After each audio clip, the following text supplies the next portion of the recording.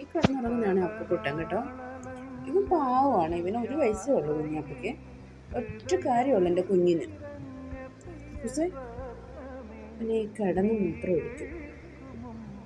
അത് മാത്രമേ ഉള്ളൂ എൻ്റെ കുട്ടന് ഒരു കുഴപ്പം. അവന് പുറത്ത് പോകണമെന്നൊന്നും അവൻ പറയത്തില്ല. അവന് സാധാരണ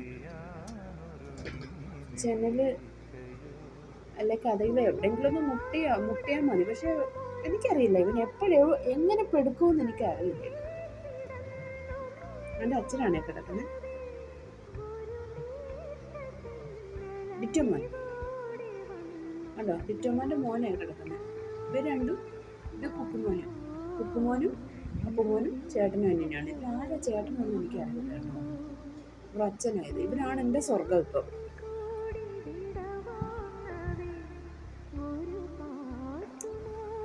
ഇങ്ങനെ ഉറക്കമാണ്.